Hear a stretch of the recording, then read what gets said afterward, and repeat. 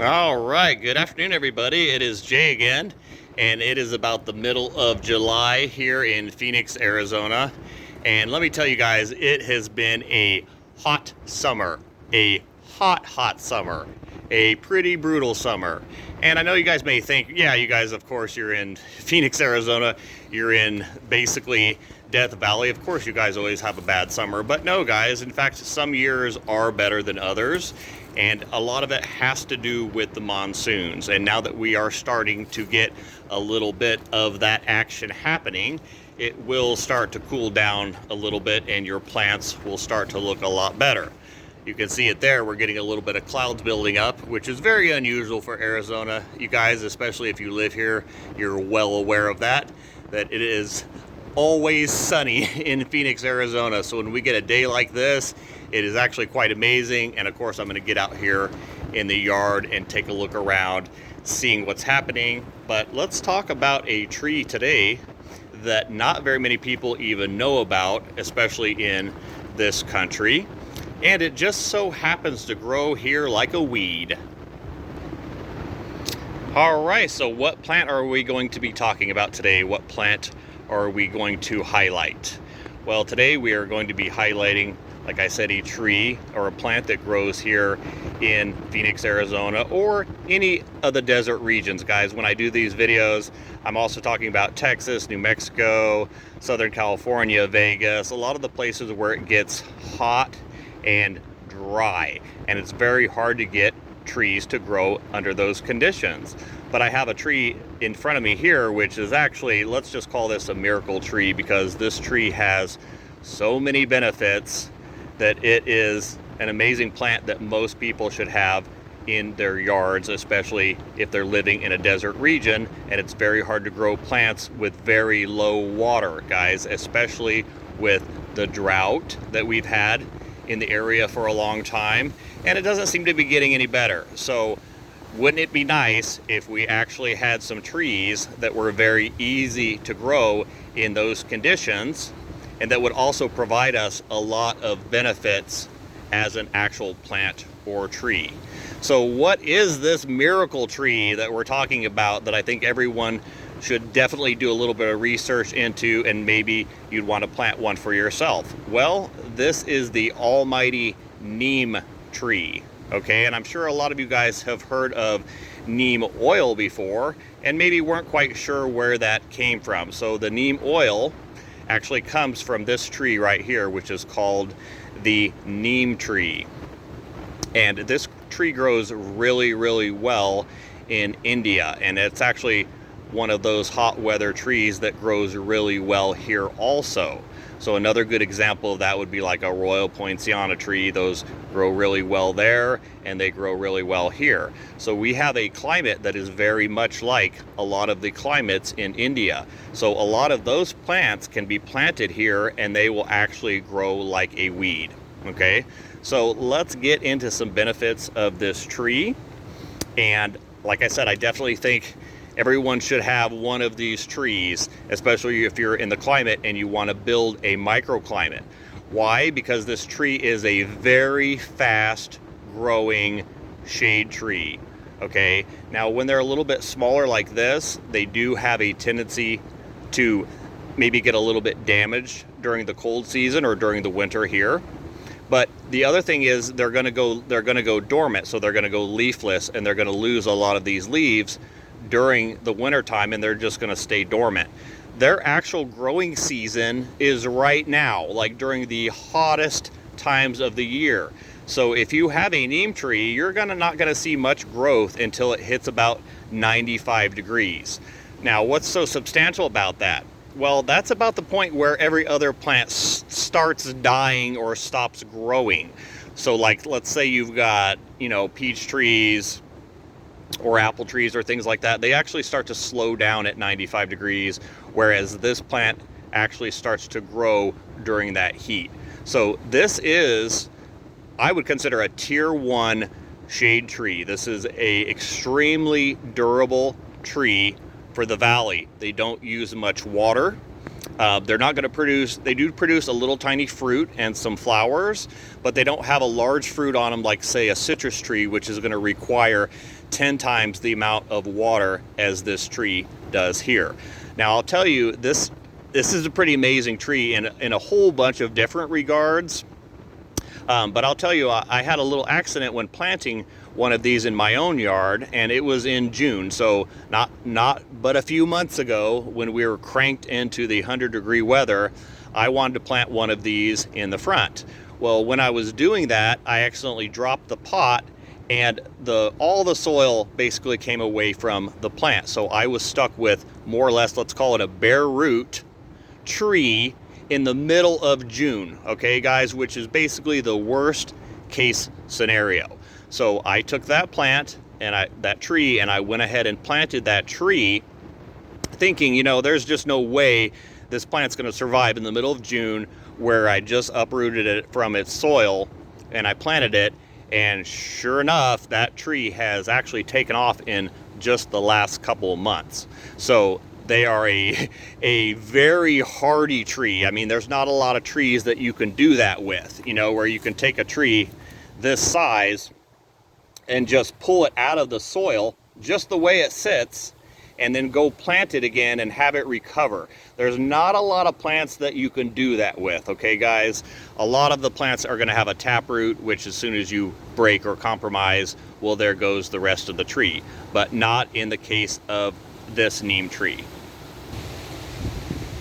All right guys, so it's actually starting to rain on me here, which of course seems to be the case with every single video I try to make. It's either poor weather in one way or poor weather in the other. So I think I'm gonna have to take this tree into the greenhouse so that we can have a little discussion on the benefits of this tree, because man, yeah, it's getting pretty nasty here. And the monsoon winds and the storms in Arizona, if you guys have not seen them, are pretty windy. It's pretty powerful winds we get sometimes here, and when we get rain, which is starting to sprinkle now, it comes down. So I'm expecting it to kind of dump here in a moment. So let's go ahead and move this into the greenhouse so that we can have a discussion. Okay, we're in the greenhouse now, which gives me a little bit of shelter from the rain. It is raining out there now currently, and it's beautiful, guys. I'm telling you, we don't get rain here very often. So when we get any kind of a weather event, it is really, really, really nice for us.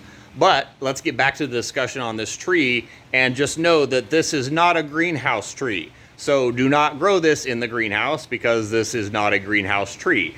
This is a full sun tree. I just so happen to be in here because of the rain. So let's get back to this tree and its benefits.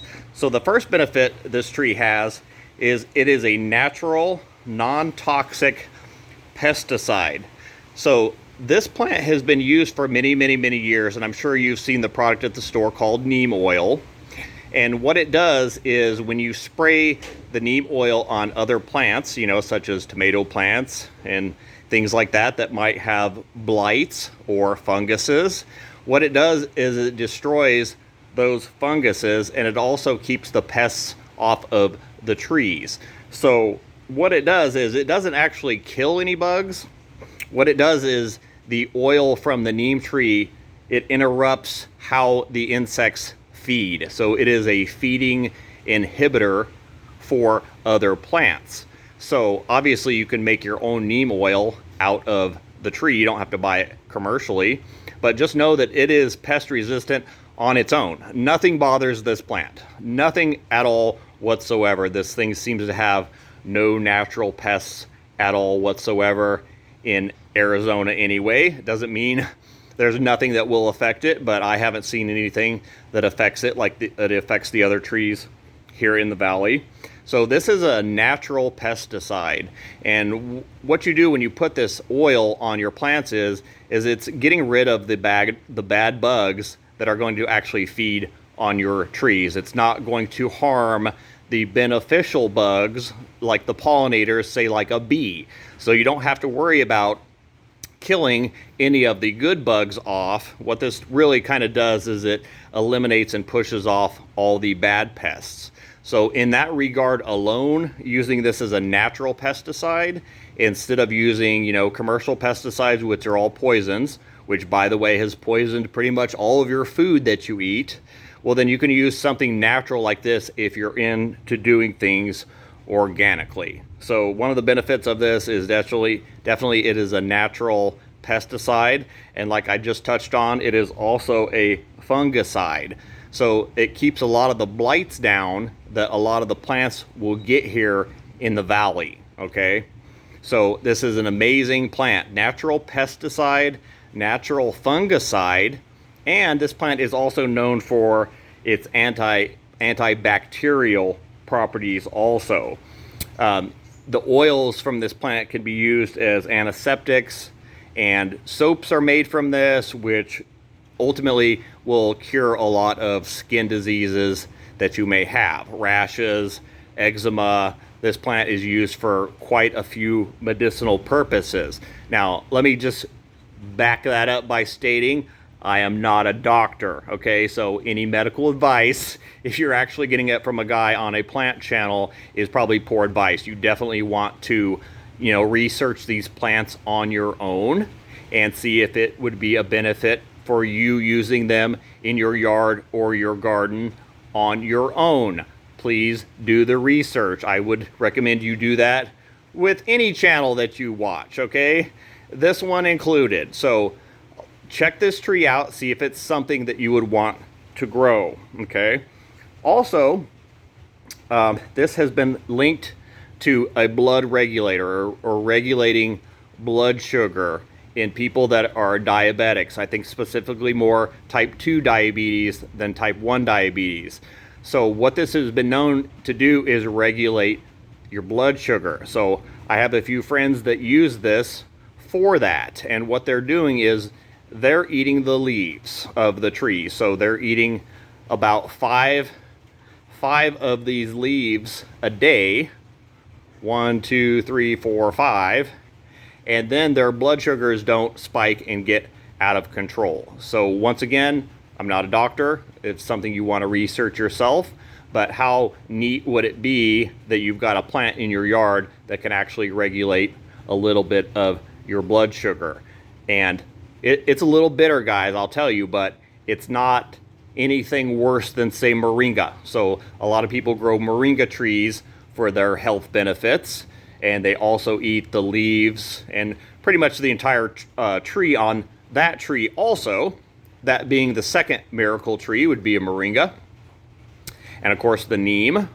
And these both happen to grow in hot, dry, arid regions with poor soil where nothing else will grow. Okay? So what are the implications of that? Well, this could definitely be used for reforestation and for slowing down droughts and holding soils together. Anytime you've got an area that's got a lot of green or a lot of plants that are growing green, especially a plant like this which doesn't require a lot of water being input to it, what it does is it cools an area down and it allows precipitation to actually happen. So as you guys are well aware, we live in Phoenix.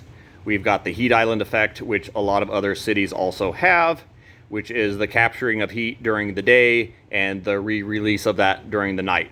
So basically, it just never cools down in anywhere here in the valley, which is made worse by, our asphalt, our hot cars, air conditioning that's putting more heat into the environment, and it's just making it hotter and hotter and drier and drier. And when you've got a plant like this, which can pretty much take water out of atmosphere and grow just fine without very much water input, well, then you've got this thing kind of releasing water and cooling an area all the time, okay?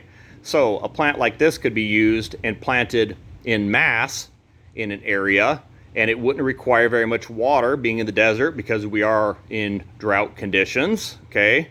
So you can't beat it, basically. There's really no other tree that I can think of that can beat this one. Even a moringa, because even a moringa requires a fair amount of water to kind of get them going and get them established, whereas a neem tree does not, okay? So there's not very many plants where I say, hey, everyone could really kind of benefit from one of these trees, even if you never use it for anything else other than shade, right? Because now you've got a very fast growing tier 1 usable, let's call it fruit shade tree, that you can grow in a hot region with absolutely no problem. Okay, guys, you can't beat all those benefits kind of stacked together. Not to mention all the different products that you can get from this plant, okay? This could be a commercially viable plant for somebody here in Arizona if they wanted to plant, like say, an orchard or an area of these neem trees and then use them for the benefits. Guys, hint, hint, if anybody wants to start that project or maybe get involved in that, let me know. I grow a lot of these neem trees. I grow them from seed, and they are very, very, very fast growing. Okay, so this tree is about 6 months old from a seed. That is not the seed pod it came from. That is not a neem pod. Let's get that out of there.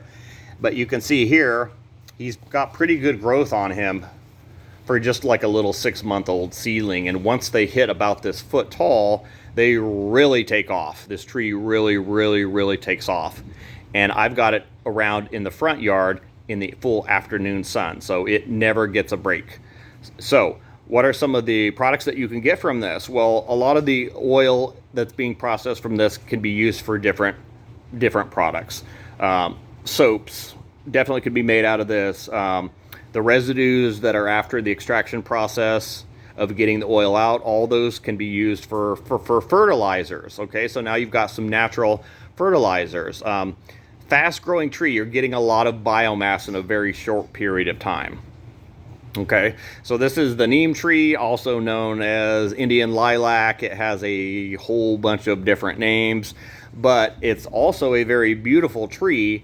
And if a lot of you guys will notice, a lot of you that are into, you know, the looking at the actual structures of the plants, you can see that these look like a very, very common tree, okay, that you would see especially down here in the valley. It looks a lot like a sumac tree. It looks a lot like a tree of heaven. It even kind of looks a little bit like a pecan tree. It's very kind of hard to tell what this tree is, and then it gets a whole bunch of little blooms on it, and then it gets berries, and then of course I take the seeds from those berries and I grow more of these trees. So I grow a lot of these trees. If anybody would like to have one of these, I carry these at my nursery for sure, and they're all seedling grown here from 2nd generation trees. So I take seeds that I've got from a larger tree that is acclimated to this area, I plant those, and now you've got your 2nd generation tree, and the seedlings of course grow, like I said, like a weed. So guys, the benefits of this tree are remarkable. There's just not a lot of people that know about this tree, especially in this country, and there's definitely not a lot of you that know about this in the valley or even knew that this was a consideration of something that you could grow. You have to remember, guys, there are a lot of commercial products and orchards that could be set up here and done correctly, not completely monocropped. Obviously, I'm not saying that, because if you monocrop this tree, I'm sure you're going to have some problems with it. But it's more of a cash crop, and I wish more people here in Arizona would think about things like this, knowing that especially something like this, it's not going to be a water wasted crop. This isn't like growing cotton in Arizona, which I think is probably one of the worst ideas anybody ever had. Okay, citrus, definitely. I mean, citrus grows so well here, and the heat ripens up the fruit so well.